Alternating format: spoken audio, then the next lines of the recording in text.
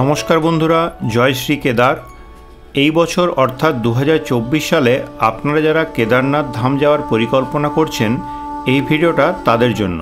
কেদারনাথ ধাম যাত্রার প্ল্যান করার সময় আমাদের মাথায় কিন্তু বহু প্রশ্ন ঘুরপাক খায়, মনে একটু সংশয়ও থাকে। কিন্তু বিশ্বাস করুন বন্ধুরা, ব্যাপারটা অতটা কঠিনও নয়। তবে হ্যাঁ, যাওয়ার আগে অবশ্যই সব কিছু জেনে ঠিকমতো পরিকল্পনা করে গেলে খুব ভালোভাবে যাত্রা সম্পূর্ণ করতে পারবেন। এই ভিডিওতে আমি আপনাদের মাথায় আসা প্রশ্নগুলির উত্তর দেওয়ার চেষ্টা করেছি, যাতে আপনারা ঠিকমতো প্ল্যানটা করতে পারেন। প্রথমেই দেখে নিন কেদারনাথ ধাম কখন যাবেন ও সবথেকে ভালো সময় কোনটা। 2024 সালে কেদারনাথ ধামের কপাট খুলবে 10ই মে অর্থাৎ অক্ষয় তৃতীয়ার দিন, ও কপাট বন্ধ হবে ভাতৃ দ্বিতীয়ার দিন। মে জুন মাসে যাত্রা করতে পারেন, তবে এই সময় কিন্তু ভিড় একটু বেশি থাকে, তার ফলে সব কিছুর দামও তুলনামূলকভাবে একটু বেশি থাকে। জুলাই আগস্ট মাস বর্ষাকাল, এই সময় যাত্রা চালু থাকে, তবে এই 2 মাস যাত্রা না করাই ভালো। আমার মতে কেদারনাথ ধাম যাত্রা করার সব থেকে ভালো সময় হলো সেপ্টেম্বর মাসের মাঝামাঝি থেকে শুরু করে অক্টোবর ও নভেম্বর মাসের প্রথম সপ্তাহ পর্যন্ত। এই সময় যাত্রীদের সংখ্যা অনেকটাই কমে যায় আর সব কিছুর দামও রিজনেবল থাকে। দুর্গাপূজার সময় 7 দিন একটু ভিড় থাকে, পারলে ওই সময়টাও বাদ দিয়ে দেবেন। এরপর দেখে নিন রেজিস্ট্রেশন কিভাবে করবেন। কেদারনাথ ধামসহ 4 ধাম যাত্রার জন্য রেজিস্ট্রেশন করাটা বাধ্যতামূলক। অনলাইনে রেজিস্ট্রেশন করা যায়। 4 ধাম যাত্রার রেজিস্ট্রেশনের লিঙ্ক নিচে ডেসক্রিপশন বক্সে দিয়ে দিলাম। এছাড়াও প্লে স্টোরে ট্যুরিস্ট কেয়ার উত্তরাখণ্ড বলে একটা অ্যাপ আছে, ডাউনলোড করে সহজেই রেজিস্ট্রেশন করতে পারবেন। যারা এই মে মাসে যাত্রা করছেন তারা নিশ্চয়ই রেজিস্ট্রেশন করে নিয়েছেন, কারণ মে মাসে কিন্তু অনলাইনে আর ডেট ফাঁকা নেই, সমস্ত স্লট শেষ হয়ে গেছে। তাহলে অনলাইনে রেজিস্ট্রেশনের স্লট শেষ হয়ে গেলে কি আর যাত্রা করতে পারবেন না? হ্যাঁ পারবেন, আরেকটা উপায় আছে, সেটা হলো অফলাইন রেজিস্ট্রেশন। হরিদ্বার স্টেশনের সামনে হোটেল রাহির কাছে উত্তরাখণ্ড সরকার থেকে অফলাইন রেজিস্ট্রেশনের জন্য ক্যাম্প খুলেছে, সেটা হরিদ্বারে এসে করাতে পারবেন। তাই যারা এই মুহূর্তে রেজিস্ট্রেশন করার চেষ্টা করছেন আর স্লট খালি পাচ্ছেন না, তারা সরাসরি হরিদ্বারে এসে অফলাইন রেজিস্ট্রেশন করতে পারবেন। অফলাইন হোক বা অনলাইন হোক, এই রেজিস্ট্রেশন করাটা কিন্তু বাধ্যতামূলক। সোনপ্রয়াগ থেকে গৌরীকুণ্ড যাওয়ার আগে রেজিস্ট্রেশন স্ক্যান করতে হয়, তারপরে কিন্তু যাওয়ার পারমিশন পাওয়া যায়। এরপর দেখে নিন কেদারনাথ ধাম কিভাবে পৌঁছাবেন। আপনি পশ্চিমবঙ্গ বা ভারতবর্ষে যেখানেই থাকুন না কেন, প্রথমে আপনাকে আসতে হবে হরিদ্বার স্টেশনে। হাওড়া থেকে সরাসরি হরিদ্বার যাওয়ার 3টি ট্রেন আছে, কুম্ভ এক্সপ্রেস, উপাসনা এক্সপ্রেস ও দুন এক্সপ্রেস। এই সমস্ত ট্রেনে টিকিট না পেলে দিল্লি চলে আসবেন।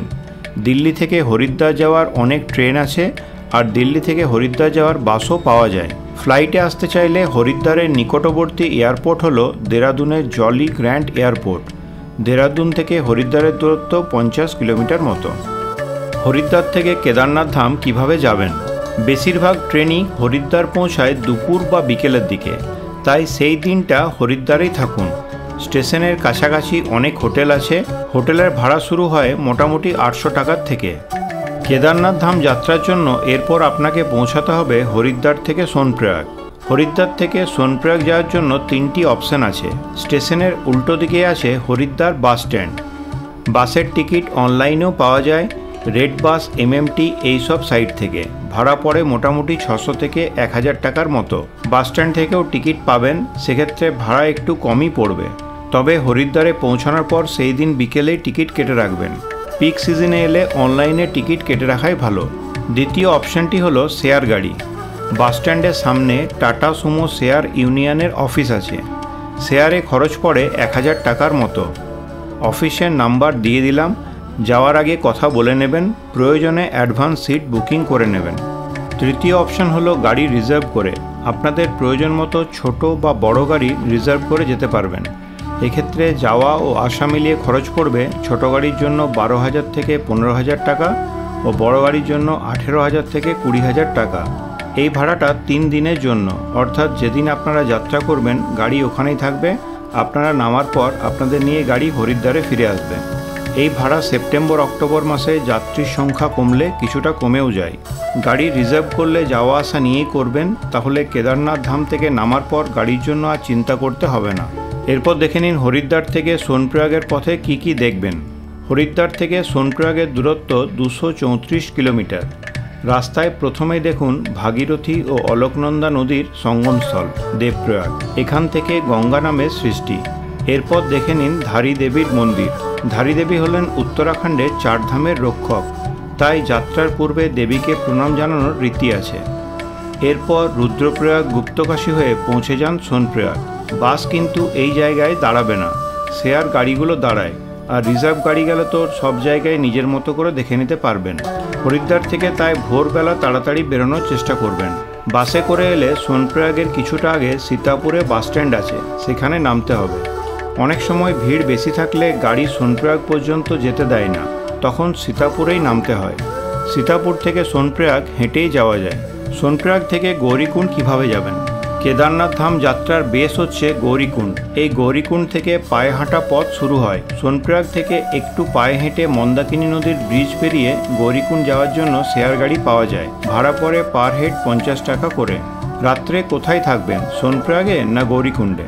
গৌরীকুণ্ডে থাকাটাই বেশি ভালো হবে, তাহলে ভোরবেলা যাত্রা শুরু করতে পারবেন। গৌরীকুণ্ডে সবথেকে ভালো থাকার জায়গা হলো GMVN এর গেস্ট হাউস। এখানে রুম ও ডরমিটারি দুটোই আছে, তবে ডিমান্ড থাকে প্রচণ্ড। অনেক দিন আগের থেকে বুকিং না করে রাখলে পাবেন না। এই ওয়েবসাইট থেকে বুকিং করতে পারবেন। রেট চার্টও দিয়ে দিলাম। এছাড়াও অনেক প্রাইভেট হোটেল ও ডরমিটারি রুমও পাওয়া যায়, কিছু যোগাযোগের নাম্বার দিয়ে দিলাম। পিক সিজনে এলে অবশ্যই রুম বুকিং করে আসবেন। গৌরীকুণ্ডে খাবার হোটেলও আছে, এখানে ভাত রুটি সব কিছুই পাওয়া যায়। থালি পড়ে মোটামুটি 150 টাকা করে। গৌরীকুণ্ডে জায়গা না পেলে সোনপ্রয়াগে থাকতে হবে। সোনপ্রয়াগও GMVN এর গেস্ট হাউস ও প্রাইভেট হোটেল ও ডরমিটারি আছে। আর যদি একটু ভালো হোটেলে থাকতে চান তাহলে সীতাপুরে থাকতে পারেন, সীতাপুরেও প্রচুর হোটেল আছে। গৌরীকুণ্ড থেকে ভোরবেলা যাত্রা শুরু করবেন। গৌরীকুণ্ড সোনপ্রয়াগ সব জায়গাতে ক্লক রুম আছে। আপনার বড় লাগেজটি ক্লক রুমে রেখে দিন ও একটা ছোট্ট পিট ব্যাগে কিছু প্রয়োজনীয় জিনিসপত্র নিয়ে যাত্রা শুরু করুন। ক্লক রুমে লাগেজ রাখতে 100 টাকা করে নেয়। কতটা পথ হাঁটতে হবে এবং কতক্ষণ সময় লাগতে পারে? গৌরীকুণ্ড থেকে কেদারনাথ ধামের দূরত্ব আগে ছিল 16 কিলোমিটার। 2013 সালের বিপর্যয়ের পর নতুন রাস্তা তৈরি হয়, তাতে রাস্তা কিছুটা বেড়েছে। পায়ে হেঁটে সময় লাগবে মোটামুটি 8 থেকে 10 ঘন্টার মতো। অনেকেই 6-7 ঘন্টাতেও পৌঁছে যান। তবে আমার মতে চারিপাশে সুন্দর প্রকৃতির মজা নিতে নিতে আরামসে হাঁটুন। যাত্রাপথটা খুব সুন্দর, তাড়াহুড়ো করলে সৌন্দর্য উপভোগ করতে পারবেন না।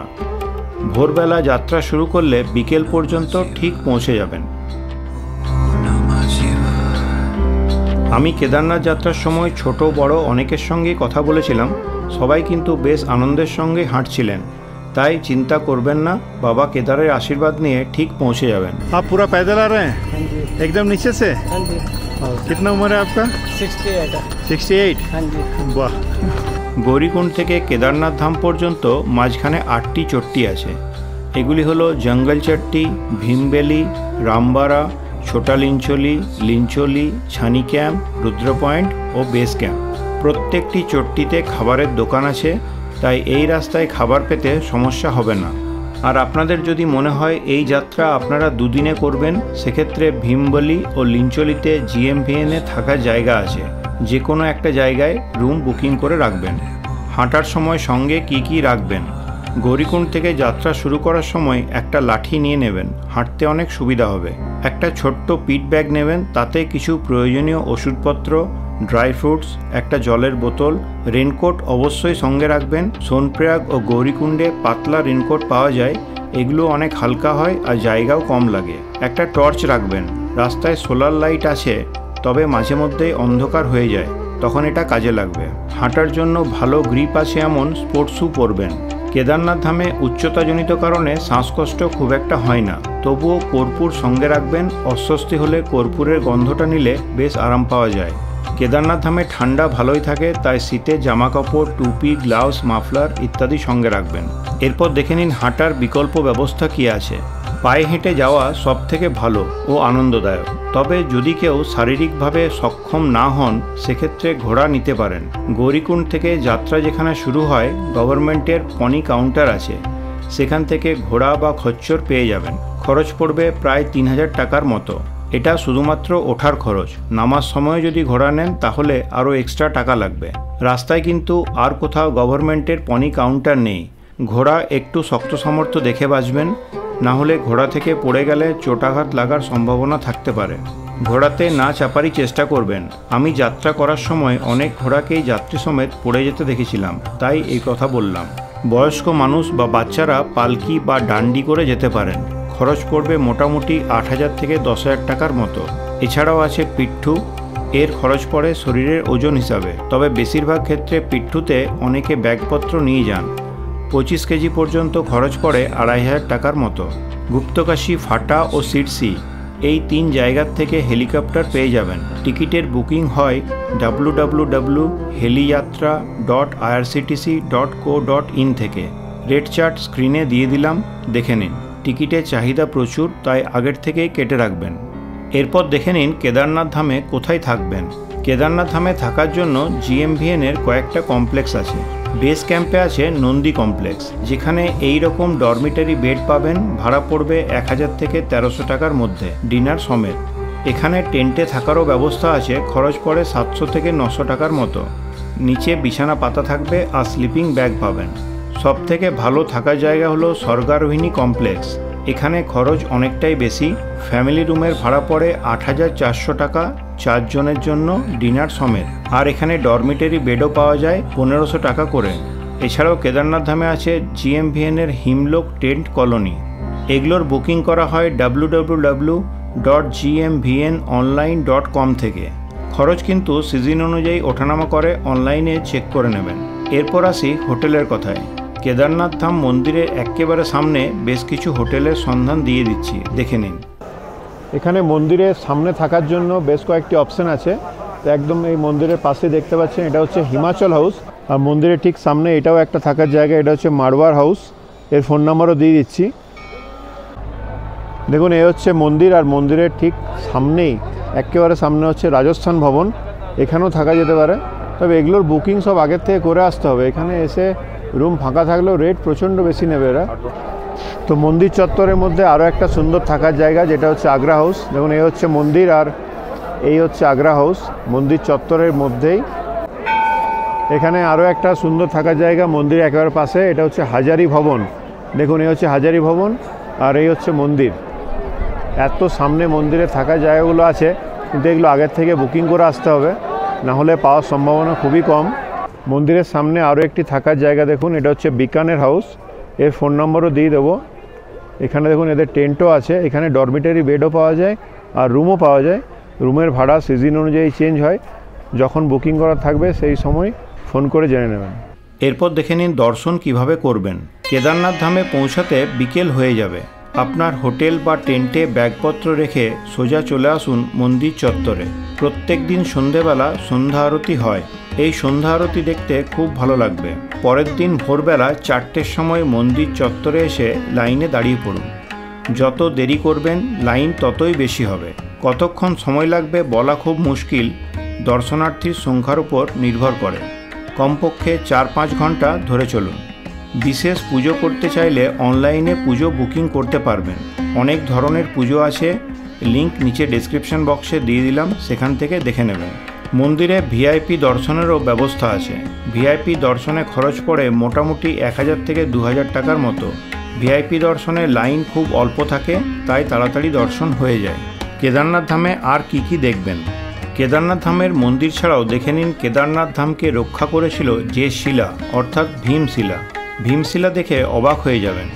এত বড় একটা পাথর ওপরের পাহাড় থেকে গড়িয়ে এসে ঠিক মন্দিরের পেছনে এমনভাবে থেমে যায় যাতে বন্যার জল মন্দিরের একটুও ক্ষতি করতে পারেনি। মন্দিরের পেছনে আছে আদিগুরু শঙ্করাচার্যের সমাধি মন্দির।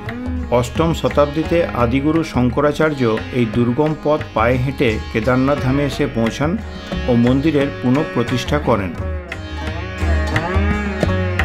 দেখে নিন বাবা ভৈরবের মন্দিরও। কেদার বাবার মন্দির থেকে আরও প্রায় 700 মিটার উঁচুতে আছে বাবা ভৈরবের মন্দির।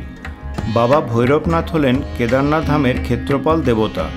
কেদারনাথ ধাম দর্শন করে বাবা ভৈরবেরও অবশ্যই দর্শন করবেন। আর এখান থেকে পুরো কেদারনাথ ধামটাও দারুণ সুন্দর দেখা যায়। এখানে প্রতি বছর ভান্ডারও হয়, ভান্ডারতেও প্রসাদ খেতে পারবেন। কেদারনাথ ধাম থেকে কখন নামা শুরু করবেন? দর্শন করে চারিপাশটা ঘুরে দেখতে দুপুর হয়ে যাবে। চেষ্টা করুন দুপুর 2টো থেকে 3টের মধ্যে নামা শুরু করতে। গৌরীকুণ্ড পর্যন্ত আসতে 5-6 ঘন্টা সময় লাগবে। কেদারনাথ ধাম যাওয়া বা আসার সময় আপনাদের সুবিধামতো সময়ে শিব পার্বতীর বিবাহস্থল ত্রিযুগী নারায়ণ মন্দিরটিও অবশ্যই দর্শন করে নেবেন। সোনপ্রয়াগ স্ট্যান্ড থেকে শেয়ার গাড়ি পাওয়া যায়। আশা করি এই ভিডিওটা আপনাদের কেদারনাথ ধাম যাত্রার পরিকল্পনা করতে সাহায্য করবে। আরও কিছু জানার থাকলে কমেন্ট করে জানাবেন, আমার সাধ্যমতো উত্তর দেওয়ার চেষ্টা করব। জয় শ্রী কেদার, হর হর মহাদেব।